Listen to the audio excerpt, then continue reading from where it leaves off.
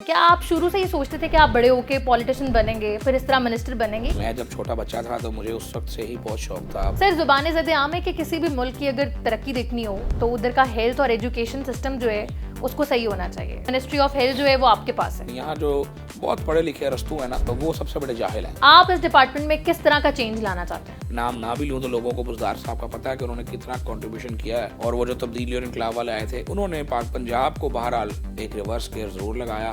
Sir, इन पौने 2 सालों में आपने ऐसा कौन सा फैसला किया है जिस पे आपको फख्र फील हो? डोर स्टेप पर आपको मेडिसिन की डिलीवरी होगी। हमारी यूथ डे बाय डे अगर यूनिवर्सिटीज के केसेस देखें, सुसाइड अटेम्प्ट्स बड़ी कॉमन होती जा रही है। मेंटल हेल्थ के लिए हम जो है वो क्या काम करें? जब यहाँ पर मदारी आ जाते हैं ना, और मदारी आके अपनी डुगडगी बचाकर सपने बेचते हैं, प्रैक्टिकली उसके लिए कुछ नहीं करते, तो यूथ मायूसी का शिकार होती है। अस्सलाम वालेकुम जी, this is me anchor 365 Alina Muzaffar here, और आप सबको आज की पॉडकास्ट में खुशामदीद। हमारी आज के पॉडकास्ट के मेहमान किसी भी तारुफ के मोहताज नहीं है। ख्वाजा इमरान नज़ीर इनका नाम है। Minister for health and population की जो मिनिस्ट्री है वो इनके पास है इस वक्त। इनसे जानते हैं कि ये मिनिस्ट्री को किस हद तक एंजॉय कर रहे हैं और क्या क्या इस्लाहात जो है वो हमारे लिए लेकर आ रहे हैं। Sir, thank you so much, आज आपने हमारे लिए अपने कीमती टाइम में से जो है वो टाइम निकाला। बहुत शुक्रिया जी, आपके बुलाने का शुक्रिया और आपके वक्त का शुक्रिया। Thank you so much sir. Sir, सबसे पहले हम सवाल अपने मेहमान से यही करते हैं कि आप अपने बैकग्राउंड के बारे में बताएं। क्या आप शुरू से ही सोचते थे कि आप बड़े होके पॉलिटिशियन बनेंगे, फिर इस तरह मिनिस्टर बनेंगे, या आपके एम्स कुछ और थे और फिर बड़े हुए आप और एक्सीडेंटली आप फिर पॉलिटिक्स में आ गए? देखिए, पॉलिटिकल वर्कर एक्सीडेंटली तो नहीं होता, पॉलिटिकल वर्कर तो बाय बर्थ होता है। मैं जब छोटा बच्चा था तो मुझे उस वक्त से ही बहुत शौक था, पॉलिटिकल एक्टिविटीज़ में जाया करता था, इंटरेस्ट लिया करता था, लेकिन कोई इसको एज अ कैरियर अपनाना और इस फील्ड में प्रॉपर आने का कभी नहीं सोचा था। मेरी हमेशा से ख्वाहिश थी कि मैं कोई डॉक्टर इंजीनियर बन जाऊँ, जैसे उस वक्त के बच्चों की हुआ करती थी। तो अनफॉर्चुनेटली उतने मार्क्स ही नहीं आए कि डॉक्टर बन सकते। तो जब कॉलेज में गया तो एमएसएफ ज्वाइन की और स्टूडेंट पॉलिटिक्स की, और शुरू से एक नज़रियाती किस्म के मैं समझता हूँ कि काम करने का शौक़ था। और उसके बाद जब यूथ विंग ज्वाइन की, ख्वाजा साद रफ़ीक साहब के साथ काम किया, और एक मोटिवेशन मिली कि पाकिस्तान के लिए, अपने मुल्क के लिए कुछ करने का कोई रास्ता होना चाहिए। तो हमारी राय ये थी कि हम इस रास्ते को अपना के अपने मुल्क के लिए को कंट्रीब्यूट कर सकते हैं। तो इसी सोच के तहत इस फील्ड में आए, और फिर शहबाज शरीफ साहब ने बड़ी शफ़क़त की और हमेशा से सरपरस्ती की। अदरवाइज़ मेरा जो बैकग्राउंड है, मैं एक सिंपल मिडिल क्लास घराने से मेरा ताल्लुक़ है। मेरे ख़ानदान में मेरे वालिद एक सरकारी मुलाजिम थे, और वो जब मैं क्लास 6 में था तो उनकी डेथ हो गई थी। तो मेरे ना वालिद, ना दादा, ना चचा, कोई भी पॉलिटिकल नहीं था। तो आप ये कह सकते हैं कि मैं एक सेल्फ मेड पॉलिटिकल वर्कर हूँ, और सारी ज़िंदगी जो है वो स्ट्रगल करके गुजारी है। और ये क्रेडिट मैं बहरहाल पीएमएलएन से और शहबाज शरीफ साहब से, मियां नवाज शरीफ साहब से कोई नहीं छीन सकता कि उन्होंने मुझ समेत बहुत सारे मिडिल क्लास के जो पॉलिटिकल वर्कर हैं उनको मेन स्ट्रीम में आने का मौका दिया। ख्वाजा साद रफ़ीक साहब की अगर मैं बात करूं तो ख्वाजा रफ़ीक साहब, उनके वालिद जो थे वो भी एक मिडिल क्लास वर्कर थे। जब उनकी असैसिनेशन हुई तो उनकी वालिदा जो थी, जो कि प्योरली एक हाउस वाइफ थी, उन्होंने आज़ाद हैसियत में इलेक्शन जीता। फिर उनकी उस लेगेसी को वो लेकर आगे चले। मैं फिर अपनी बात करूं तो मैं तकरीबन 4 दफ़ा जो है वो पंजाब असम्बली का रुकन मुंतखब हो चुका हूँ। 3 मरतबा माशाल्लाह। जो है वो मिनिस्ट्री का ओथ ले चुका हूँ। तो कोई और पॉलिटिकल पार्टी, मैं चैलेंज करके कहता हूँ कि एमक्यूएम के अलावा कोई और पॉलिटिकल पार्टी ऐसी नहीं है कि जिसने अपनी मेन स्ट्रीम में मिडिल क्लास वर्कर्स को आगे आने का मौका दिया हो।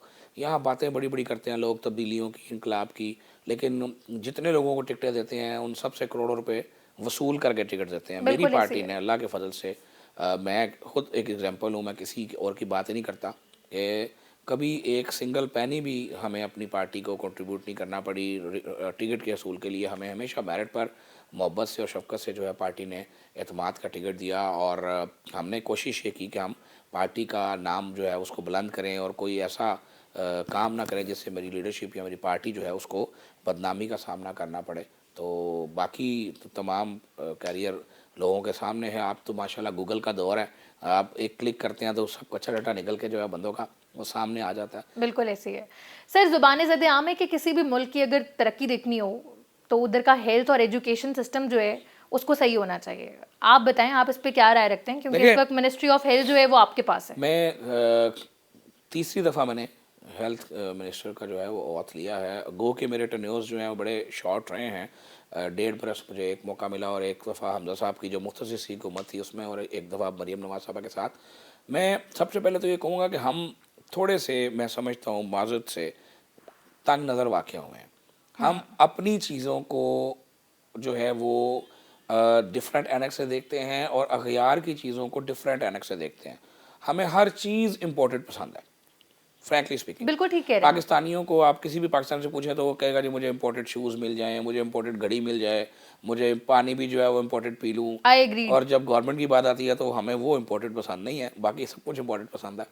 तो मैं यूके के हेल्थ केयर सिस्टम की अगर बात करूं, तो यूके में अगर किसी को हर्निया का मर्ज़ लाहक हो जाए तो एक्यूट इमरजेंसी के अलावा उसको कम से कम 8 से 9 माह दरकार हैं अपना प्रोसीजर जो है ऑपरेशन करवाने के लिए। ठीक है।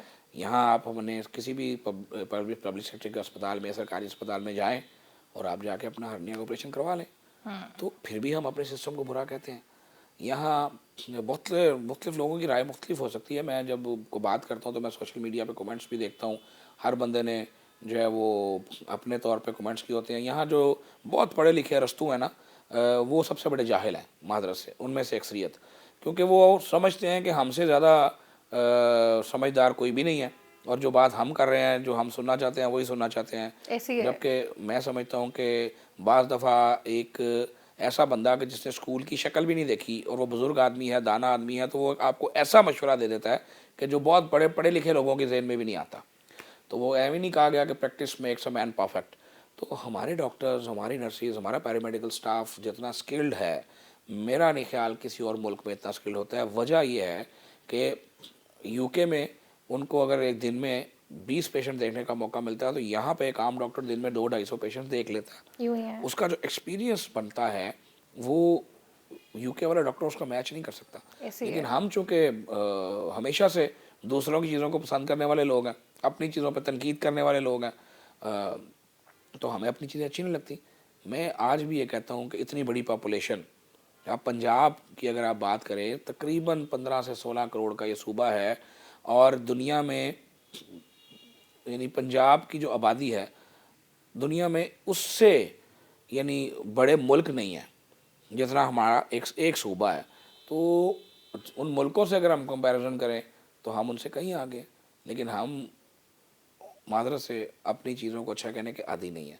तो आल्दो कि मैं समझता हूँ कि जो स्टैंडर्ड्स जिनको हम सेट करना चाहते हैं, हम उन स्टैंडर्ड्स पर अभी नहीं पहुँचे, लेकिन उसमें हमें भी तो कुछ रोल प्ले करना है ना। फॉर एग्जांपल आपकी सरकारी अस्पतालों के अंदर अगर फर्स्ट करें कहीं कोई क्लीननेस का इशू है, तो आप ये देखें कि दुनिया का कौन सा मुल्क है कि जहाँ अगर कोई पेशेंट आपका दाखिल हुआ तो 20 बंदे उसके लिए बाहर अटेंडेंट बन के बैठे रहें। ऐसा नहीं होता है। 1 पेशेंट 1 अटेंडेंट पूरी दुनिया में ज़्यादातर ये असूल चलता है। ऐसी अब है। अगर एक पेशेंट के साथ एक अटेंडेंट होगा और वो उसी के कदम अस्पताल के अंदर जाएंगे तो अस्पताल कम गंदा होगा, और अगर एक पेशेंट के साथ 20 लोग अंदर आएंगे और बाहर जाएंगे तो वो 20 लोग अस्पताल को ज़्यादा गंदा करेंगे। तो हमने भी तो अपना फ़र्ज़ अदा करना था, हमने भी तो 20 बंदों की बजाय एक बंदे की ड्यूटी लगानी थी, वो हमने नहीं की। और इसके साथ साथ हमने एक अजीब काम पकड़ा हुआ है कि हमें सर दर्द, नज़ला, बुखार है तो हम टर्शरी के अस्पताल पहुँच जाते हैं ओपीडी में चेक कराने के लिए। ऐसा नहीं होता। अभी जो मरीम नवाज शरीफ साहबा की हुकूमत आई है, इन्होंने डे फर्स्ट से ये पॉलिसी रखी है कि लोगों की डोर स्टेप पे उनको मैक्सिमम फैसिलिटेट कर दिया जाए। जो क्लिनिक ऑन व्हील हम आप देखते हैं, अगर आपने उनका ऑब्जर्व किया देखा हो, है मैंने। 1000 के करीब जो क्लिनिक ऑन व्हील्स हैं, ये क्लिनिक्स अर्बन स्लम एरियाज़ में जाती हैं, लोगों के मोहल्ले में जाती हैं, वहाँ किसी के घर में किसी खुली जगह पर अपने आप को स्टेशन करते हैं और लोगों को मस्जिदों में ऐलान करके बुलाते हैं कि आइए और हमसे ट्रीटमेंट लीजिए। आज की तारीख तक तकरीबन, आज मरीम नवाज शरीफ साहबा की गवर्नमेंट आए हुए 2.25 साल से ज़्यादा का अरसा गुजर चुका है। अल्हम्दुलिल्लाह 2 करोड़ के करीब अफराद क्लिनिक ऑन व्हील से और मोबाइल फील्ड हॉस्पिटल से मुस्तफ़ीद हो चुके हैं। उनको उनके डोर स्टेप पे मेडिसिन भी मिली है, उनका चेकअप भी हुआ है, उनकी वैक्सीनेशन भी हुई है, उनको न्यूट्रिशन की स्क्रीनिंग भी की गई है, उनकी हेपेटाइटिस की और उनकी दीगर बीमारियों की स्क्रीनिंग भी की गई है। तो उसके साथ अब हमने जो एक नया निज़ाम वज़ा किया है, जो हमने आउटसोर्सिंग की है, 2500 से ज़ायद बेसिक हेल्थ यूनिट्स जो मेरे डिपार्टमेंट में थे, उन बेसिक हेल्थ यूनिट्स को मरीम नवाज हेल्थ क्लिनिक का नाम दे के, आल्दो के मैं ज़रूर ये कहना चाहूँगा कि कुछ लोगों को ज़रूर नाम से इख्तलाफ है, लेकिन नाम की बजाय मेरा ख़्याल है कि उनको काम देखना चाहिए। काम से इख्तलाफ नहीं किया जा सकता। अ, वो तमाम के तमाम 2,500 के करीब बेसिक हेल्थ यूनिट्स जो हैं वो जो मरियम नवाज़ हेल्थ क्लिनिक में कन्वर्ट हुए हैं, अब वो अल्लाह के फ़ज़ल से लोगों को सर्विसेज उनके डोर स्टेप पे दे रहे हैं। और वहाँ अगर फुटफॉल 50 से 40 का था तो अब 150 से 200 का हो चुका है। और इसके साथ साथ मैं आपको ये बताता चलूँ कि हमने अपने तमाम अस्पतालों को रिवैम्प करना शुरू किया हुआ है। आप जैसे आपने रिसेंट पास्ट में देखा होगा कि दिल के मरीज़ों की तादाद बढ़ती जा रही। उसके लिए डेफ़िनेटली हमें प्रिवेंटिव मेजर्स भी लेने हैं, लोगों को बीमार होने से बचाने के लिए भी काम करना है। लेकिन अगर बीमारी इतनी हो गई है तो उसके स्केल के मुताबिक अरेंजमेंट्स होने चाहिए। तो मरियम नवाज शरीफ साहबा ने जो हेल्थ एंड पॉपुलेशन की सिर्फ बात कर रहा हूँ, मैं स्पेशलाइज की बात नहीं कर रहा हूँ अभी, कि 16 शहरों में कैथ लैब्स जो पीआईसी। हैं 16 शहरों में कैथ लैब्स इंस्टॉल करने के अमल का आगाज़ कर दिया है। जेएलएम की कैथ लैब जो है वो फंक्शनल हो चुकी है, झांग की कैथ लैब फंक्शनल हो चुकी है, मियाँवाली और विहाड़ी की कैथ लैब्स जो हैं वो आज की तारीख तक फंक्शनल हो चुकी हैं। और अब इन चारों शहरों के लोग अगर उनके दिल के स्टंट्स पड़ने हैं, उनकी एंजियोग्राफी एंजियोप्लास्टी होनी है, उनकी प्राइमरी पीसीआई होनी है, उनको अल्लाह माफ़ करे अगर पीस मेकर लगना है, तो अब उन्हें मुल्तान, फैसलाबाद, लाहौर या पिंडी नहीं जाना। अब उनके अपने शहर में वो सब कुछ होगा और वो हो रहा है रोज़ाना की बुनियाद पे। इसी तरह दीगर जो बाकी 12 शहर हैं उनमें अगले 2 से ढाई माह में इंशाल्लाह ये तमाम कैथ लैब्स इंस्टॉल कर दी जाएंगी। और आप खुद सोचें कि जब इन 16 शहरों में दिल के मरीज़ जो हैं वो अपना इलाज करवा लेंगे तो उनको फिर सिवाय किसी बहुत मेजर सर्जरी के किसी बड़े अस्पताल का रुख नहीं करना ट्रेवल नहीं पड़ेगा। करना पड़ेगा। तो मरियम नवाज की पॉलिसी ये है कि वो ये चाहती हैं कि हर किस्म का इलाज लोगों को उनके अपने ही इजला में असर डोर हो, स्टेप पे मिले। ताकि वो अपने ज़िले से बाहर इलाज जाए। मुआवजे के अनटिल अनलेस जब तक कोई सीरियस इशू ना हो जिसके लिए कोई सुपरा स्पेशलिटी की ज़रूरत है, उस वक्त तक उनको अपना ज़िला छोड़ के बाहर ना जाना पड़े। ना आना पड़े। Sir, primary secondary health care department जो है, आपको क्योंकि 3 दफ़ा मौका मिला है, आपने खुद बताया मिनिस्ट्री का चार्ज संभालने का। मैंने वो भी बताया कि 1.5 बरस एक जी और जी। कोई 2 एक माह एक आधा माह और उसके बाद ये अब ऐसे 2 साल। तो आप इस डिपार्टमेंट में किस तरह का चेंज लाना चाहते हैं? देखिए अल्लाह का बजाते शुक्र है खुद। कि जब शहबाज शरीफ साहब ने बाइफिकेशन की थी और हेल्थ डिपार्टमेंट को 2 हिस्सों में तकसीम किया था तो उसके पीछे सोच ये थी कि हमारी तवज्जो ज़्यादातर टीचिंग हॉस्पिटल्स की तरफ हुआ करती थी। और जो डिस्ट्रिक्ट के और तहसील लेवल के अस्पताल थे, जो बुनियादी सेहत मरकज़ थे, जो देही सेहत मरकज़ थे, जो डिस्पेंसरीज थी, वो साल साल से अदम तवज्जो का शिकार हो रही थी। और उसके साथ साथ प्रिवेंटिव पे काम करना बड़ा ज़रूरी था। एक बीमारी को इस लार्ज स्केल तक पहुंचने से पहले एलिमिनेट कैसे करना है, इसके ऊपर काम करना ज़रूरी था। तो इसी सोच के पीछे शहबाज शरीफ साहब ने 2 महकमा जात में तकसीम किया था हेल्थ को। एक सलमान रफ़ीक साहब के पास है और एक मेरे एक आपके पास पास है। है। तो मुझे जो 1.5 बरस मिला, मैं उसको सिर्फ आपको 2-3 चीज़ों में बताऊँ कि हमने उस पहले टेन्योर में शहबाज शरीफ साहब के इरा में हमने तमाम जो डिस्ट्रिक्ट हेडक्वार्टर हॉस्पिटल्स थे उनको रिवैम्प किया। ठीक है। रिवैम्पिंग मींस ना सिर्फ उनकी बिल्डिंग डेफिशिएंसीज दूर की, उनकी बिल्डिंग को ठीक किया, हमने उनके जो आलात थे वो नए इंस्टॉल कराए, हमने उनके जो बेड्स थे वो नए लगाए, हमने उनके अंदर जो डॉक्टर्स की नर्सिस की कमी थी उस वक्त उसको दूर किया था, नई रिक्रूटमेंट्स की थी, हमने नया सर्विस स्ट्रक्चर उसके अंदर ऐड ऑन किया था, हमने मेडिसिन का एक इंतहाई आला निज़ाम वज़ा किया था कि जो हमारे उस वक़्त के दौर में जो बुनियादी दही मरकज़ हुआ करते थे, BHUs हुआ करते थे, वहाँ पर भी आपको मल्टीनेशनल कंपनीज़ की मेडिसिन जो है वो उनके मिलती थी। रैक पे नज़र आती थी। ठीक है। तो ये इतना बड़ा मेजर चेंज था कि जो शायद उससे पहले कभी किसी ने तसव्वुर भी नहीं किया था। तो जब शहबाज शरीफ साहब की गवर्नमेंट जाती है तो फिर आपको पता है यहाँ पर एक रिवर्स स्पीड भी आई थी। मैं नाम ना भी लूँ तो लोगों को बुज़दार साहब का पता है कि उन्होंने कितना कंट्रीब्यूशन किया है। और वो जो तब्दीली और इनकलाब वाले आए थे उन्होंने पाक पंजाब को बहरहाल एक रिवर्स गियर ज़रूर लगाया। और पंजाब तेज़ी से डाउन होना शुरू हुआ। तो जिस तरह बाकी शोबा जात हुए तो हेल्थ में भी ये देखने में आया। हम BHUs के डॉक्टर्स की अवेलेबिलिटी 101% पे छोड़ के गए थे, वापस आए हैं तो 45% पे मिली है।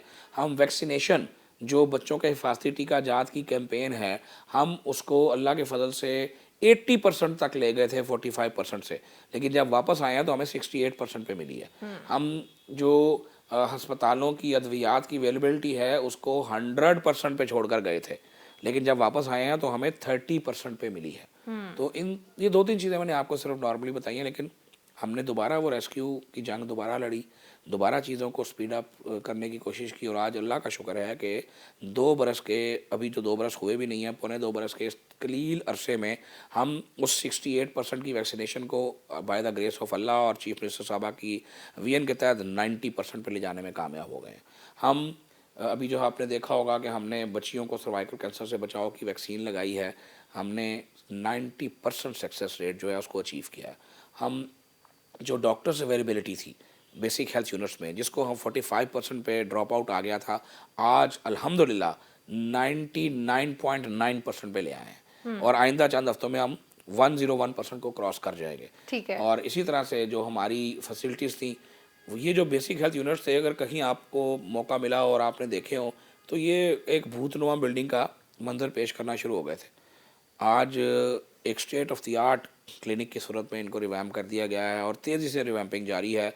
1,500 से ज़ायद रिवैम्पिंग जो है वो कंप्लीट हो चुकी है, और बकाया जो 1,000 से ज़ायद बेसिक हेल्थ यूनिट्स हैं वो अभी रिवैम्पिंग के प्रोसेस में है, और इंशाल्लाह आइंदा चंद माह में ये मनसूबा मुकम्मल हो जाएगा। इसी तरह से हमारे जो RSCs हैं, जिनको दही मराकज़ सेहत कहा जाता है, इनकी भी रिवैम्पिंग की जा रही है, और इनको state of the arts buildings में कन्वर्ट किया जा रहा है। देखें, जब आपका एटमॉस्फेयर क्लीन एंड क्लियर होगा और आपकी बैठने की जगह अच्छी होगी, डॉक्टर का, स्टाफ का वहाँ बैठने को दिल करेगा, पेशेंट्स आएंगे वहाँ बैठकर अच्छा महसूस करेंगे, तो डेफिनेटली मामला जो है वो बेहतरी की तरफ जाएंगे। तो इतना काम इन पौने 2 बरस में हुआ है कि मैं खुद हैरान होता हूँ कि ये मरीम नवाज शरीफ साहबा जो है डेफिनेटली जो लोग इनके बारे में ये तासुर रखते थे कि पता नहीं ये क्या करेंगी, मुझे उन्होंने बहरहाल सरप्राइज़ किया है। मैं एक पॉलिटिकल वर्कर हूँ, मैंने शहबाज शरीफ साहब के साथ भी काम किया, मैंने बुज़दार साहब की गवर्नमेंट भी देखी, मैंने भट्टू साहब की भी देखी, मैंने वाइन साहब की भी देखी, मैंने उसके बाद परवेज़ इलाही साहब का दौर देखा, मैंने अभी रिसेंट पास में मोहसिन नकवी साहब का दौर देखा। तो मुझे लगता था कि एक फ़ीमेल की हैसियत से मरीम नवाज शरीफ साहबा को बहुत मेहनत करनी पड़ेगी अपने आप को मनवाने के लिए, और मुझे लगता था कि शायद वो नहीं कर पाएंगी। मुझे 90% ये डाउट था और ये श्योर था कि शायद वो नहीं कर पाएंगी, उस स्पीड को मैच नहीं कर पाएंगी, लेकिन उन्होंने करके दिखाया। सरप्राइजिंगली उन्होंने वो करके दिखाया कि जो मैं भी नहीं सोच सकता था। और अगर मैं ये कहूँ कि शायद उनको अल्लाह की कोई खसूसी मदद हुई है, क्योंकि ह्यूमनली ये पॉसिबल नहीं है जो वो कर चुकी हैं। जिस तरह से ये सब कुछ हुआ है, उस मुल्क किन हालात में था, आपके पास पैसे भी नहीं थे, और उस पैसे कहाँ से आए हैं? ये तो प्रोजेक्ट्स ज़बानी कहने से तो नहीं बनते, नहीं ऐसे पैसे लगते हैं ऑन ग्राउंड तो होता ये है। चीज़ें कहाँ से आई हैं? और आप सबसे बड़ी बात ये देखें, जिसकी वजह से मैं कहता हूँ, मैं बीइंग मुस्लिम, मुझे लगता है कि अल्लाह ने को ख़ास पाकिस्तान की मदद की है। पंजाब भी पाकिस्तान का हिस्सा है। फ्लड आता है, इतना बड़ा फ्लड आता है कि हिस्ट्री में सालों से ऐसा बड़ा फ्लड नहीं आया था। नहीं आया। माजी में जो फ्लड्स आए हैं, आपको याद होगा कि आपको बाहर से मदद आया करती थी, जहाज़ लैंड करते थे, कोई राशन आ रहा है, कोई कंबल आ रहे हैं। क्या इस दफ़ा आपने ऐसा कोई सीन देखा? नहीं। सब कुछ पंजाब के लोगों के वसाइल से, पंजाब गवर्नमेंट ने अपनी पॉकेट से किया है, लोगों को रिहेबिलिटेट भी किया, लोगों को जो है उनकी नुकसानात के तहमीने के मुताबिक अजाले भी हुए, जिस इज़्ज़त के साथ, जिस तरह का सेटअप लगा हुआ था, वो जब मैंने उसको विज़िट किया, एक बेहतरीन की किस्म की मार्की में बड़ी इज्जत से लोगों को बैठाया गया हुआ था, काउंटर चल रहे थे, नंबरिंग चल रही थी, और जब नंबर आता था तो लोग जाते थे, और उस दौरान अगर खाने का वक्त होता था तो खाना भी मिलता था। तो ये सीन मैंने अपनी ज़िंदगी में कभी नहीं देखा। नहीं ऐसे तो मैं इस बात पर 100% ये कह सकता हूँ कि अल्लाह ताला ने कोई खसूसी जो है वो मरीम नवाज शरीफ साहबा की और पंजाब के लोगों की मदद की है। इतना बड़ा डिज़ास्टर था, और आज लगता ही नहीं है कि सैलाब आया था, वरना जब सैलाब आते हैं तो काफी टाइम जो है लोग क्या पीछे होता चले है। जाते हैं। तो मैं ये कहना चाहूँगा कि अल्लाह ताला ने पाकिस्तान के लोगों की, जो सिसकते हुए लोगों की दुआएं थी, जो महंगाई से तंग लोगों की दुआएं थी, उन्हें ज़रूर सुना है, और अल्लाह ने एक रास्ता ज़रूर निकाला है। और मुझे बड़ी उम्मीद है कि इंशाल्लाह ये सिस्टम, अगर अल्लाह ने मौका दिया और ये अच्छी तरह से चलता रहा, तो पाकिस्तान को कहीं ना कहीं अच्छे मुकाम पर पहुँचा के देंगे। बिल्कुल ऐसे ही। सर, इन पौने 2 सालों में आपने ऐसा कौन सा फैसला किया है जिस पे आपको फ़ख्र फील हो? देखें, मुतअद्दिद फ़ैसले करते हैं। इन पौने 2 साल में जो क्लिनिक ऑन व्हील्स हम लेकर आए चीफ मिनिस्टर साहबा के वीएन के तहत, मैं समझता हूँ कि मुझे बड़ी खुशी और फ़ख्र से मैं कहता हूँ कि मेरे डिपार्टमेंट का ये प्राइड है कि हम लोगों को, गरीबों को, और उन लोगों को जिनके पास शायद अस्पताल तक पहुँचने की सकत भी ना थी, उनको उनके घर की दहलीज पर इलाज दे रहे हैं। उसके साथ जो एक बेहतरीन इनिशिएटिव जो मरीम नवाज शरीफ साहबा का है, क्योंकि डेफिनेटली वो हमारी कैप्टन हैं और हम सब उनको मशवरा देते हैं, वो खुद से हमें गाइड करती हैं। जो अद्वियात का एक नया निज़ाम डेवलप हुआ है कि डोर स्टेप पर आपको मेडिसिन की डिलीवरी होगी। इस वक्त जो हाइपेटाइटिस के मरीज़ रजिस्टर्ड हैं, जो टीबी के मरीज़ रजिस्टर्ड हैं, जो हार्ट पेशेंट्स जो हैं रजिस्टर्ड हैं, उनको अद्वियात जो हैं वो अल्लाह के फजल से एक पैक की सूरत में उनके घर पर थ्रू कोरियर कंपनी मिलती हैं और उनको अस्पतालों की लाइन में अब नहीं लगना पड़ता। गुड। तो तकरीबन 7.5 लाख से ज़ायद लोग अब तक जो है अद्वियात अपने घर पे फ्री ऑफ कॉस्ट जो है वसूल कर चुके हैं। इसी तरह जो कैथ लैब वाला फ़ैसला है, इसी तरह जो मैं आपको बताऊं कि कम्युनिटी हेल्थ इंस्पेक्टर्स हम लेकर आए हैं। आपने पिछले दिनों देखा होगा कि नेशनल हॉकी स्टेडियम भरा पड़ा था और पंजाब की बेटियां वहां पर यूनिफॉर्म में मौजूद थी। ये एक इतना बड़ा स्टेप होने जा रहा है। अब इसका मकसद क्या है, ये होगा क्या? ये 60,000 के करीब ट्रेंड हेल्थ वर्कर्स होंगे कि जो हर वर्कर 220 घरों का रिस्पॉन्सिबल होगा। ठीक है। वो उन 220 घरों में जाया करेंगे, उनकी मैपिंग करेंगे, गूगल मैप करेंगे, उनका डाटा रजिस्टर करेंगे। अगर कहाँ वहाँ पर कोई बच्चा पैदा होगा उसको देखेंगे, अगर कोई वहाँ पे खुदा ना खासा डेथ होगी उसको नोट करेंगे। वहाँ जब जाया करेंगे, जो पेशेंट बीमार हुआ करेगा उसको फैसिलिटेट करवाएंगे, उसको करीबी हेल्थ मरकज़ तक पहुँचाने और उसको वहाँ पर अद्वियात पहुँचाने में अपना ब्रिज किया करेंगे। तो ये एक ऐसा निज़ाम आ रहा है कि समझे कि सेहत का एक चौकीदार आपके घर के ऊपर डिप्यूट किया जा रहा है कि ये आपका सेहत का चौकीदार है, आपकी हर बीमारी का अलार्म अब उसने बजाना है। और वो तमाम रिकॉर्ड जो है वो डिजिटलाइज किया जा रहा है, उनको टैब्स दिए जा रहे हैं और तमाम डाटा जो है एक अम्ब्रेला के अंदर उसको कंपाइल किया जा रहा है। आपको आज के 6 माह बाद ये पता होगा कि आज कितने घर चेक हुए और कितने घरों में क्या प्रॉब्लम निकली। और मैं ये समझता हूँ कि ये 3-4 इनिशिएटिव्स ऐसे मेजर हैं कि जो पाकिस्तान की इकॉनमी को बेहतर करने में मदद देंगे, जो पाकिस्तान का हेल्थ केयर सिस्टम स्ट्रॉन्ग करने में अपना रोल प्ले करेंगे और जो पाकिस्तान का हेल्थ केयर सिस्टम का कल्चर बदलने में अपना रोल प्ले करेंगे। बिल्कुल ठीक हो गया। सर ये बताएं कि आपको पता है कि हर जो मुल्क है उसमें यूथ जो है वो बैकबोन का काम करती है। हमारी यूथ डे बाय डे अगर यूनिवर्सिटीज़ के केसेस देखें, सुसाइड अटेम्प्ट्स बड़ी कॉमन होती जा रही हैं।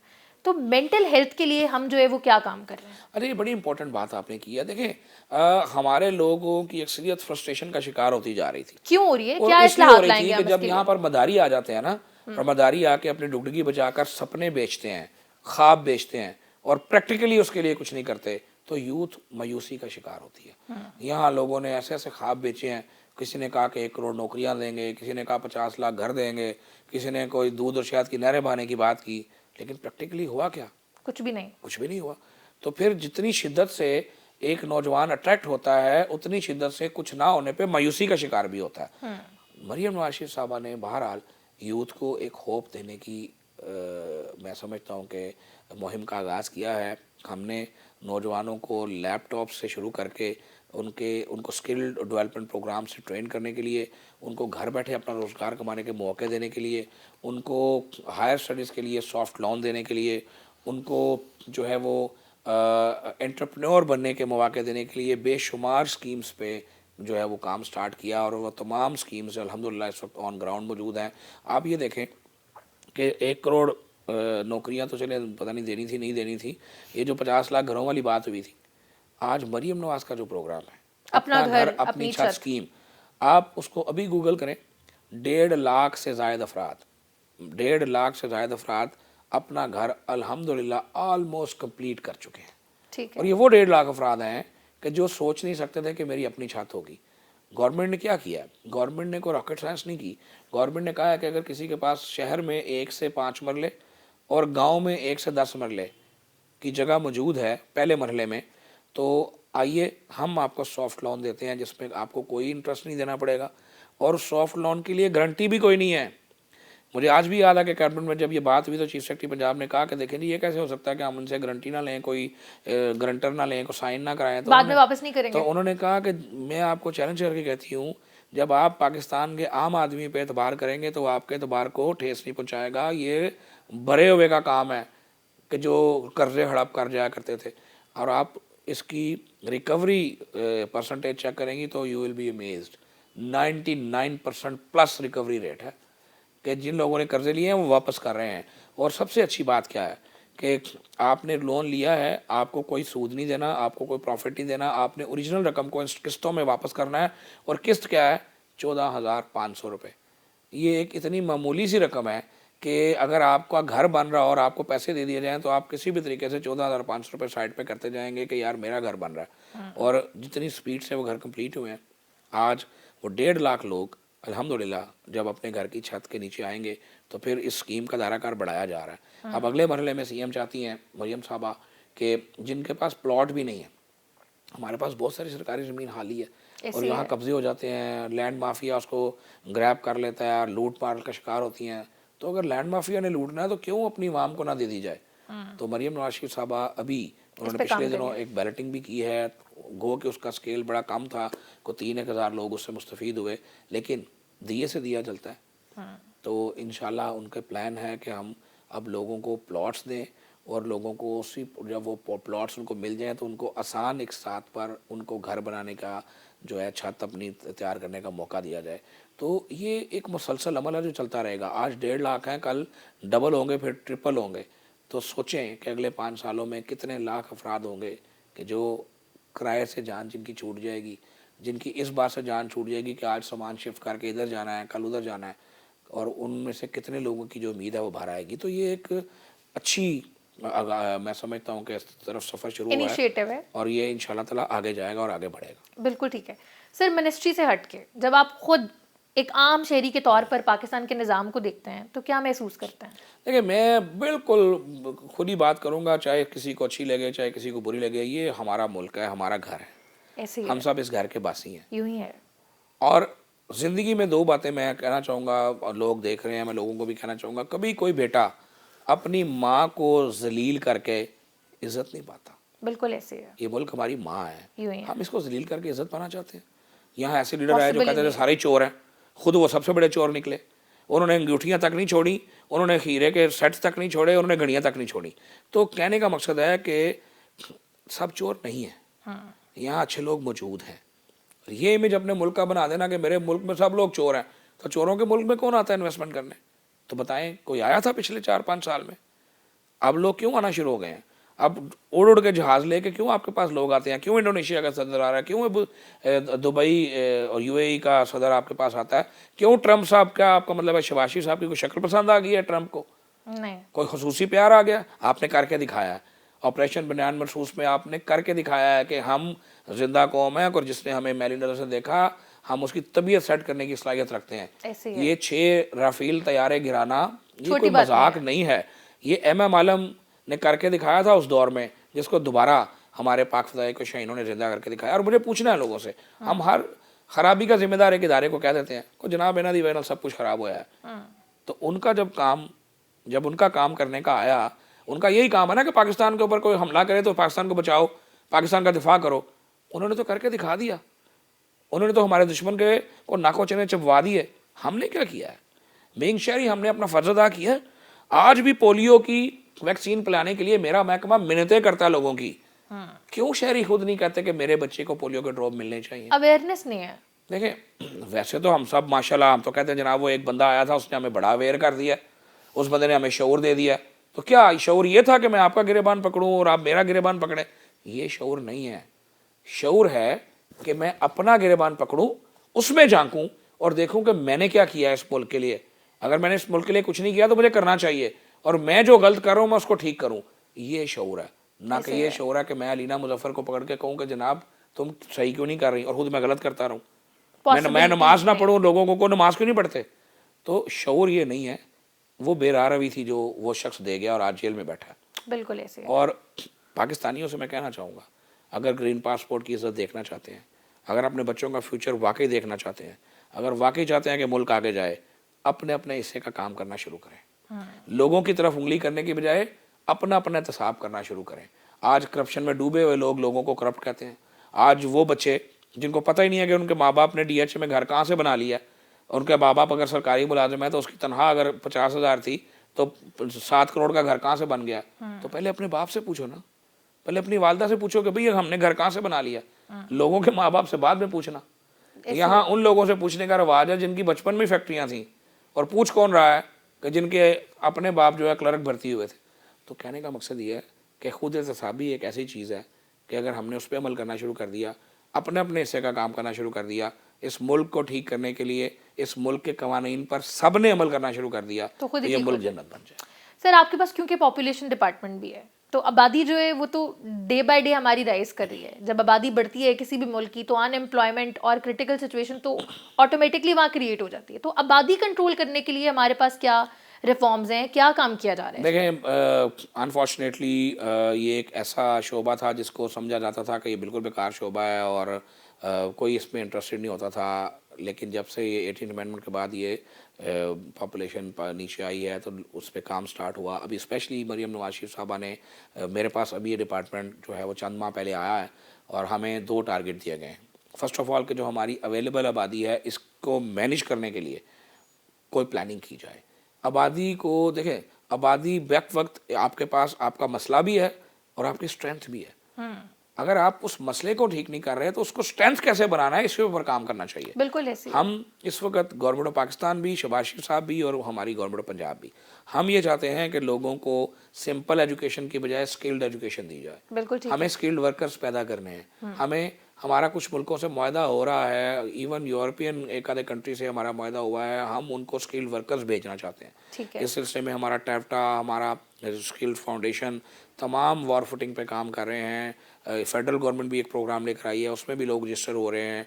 हम लोगों की ट्रेनिंग्स करके उनको सर्टिफाई करके इंशाल्लाह ताला एक्सपोर्ट करेंगे और वो लोग पाकिस्तान के लिए ज़रिए मुबादला लाने का बायस बनेंगे। और इसके साथ साथ जो फैमिली प्लानिंग है इसकी इसकी काउंसलिंग करनी है, उसके लिए हमने सबसे बड़ा स्टेप ये लिया है कि जो फैमिली प्लानिंग सेंटर हुआ करते थे वो अस्पतालों से या जच्चा बच्चा सेंटर से बाहर कहीं हुआ करते थे।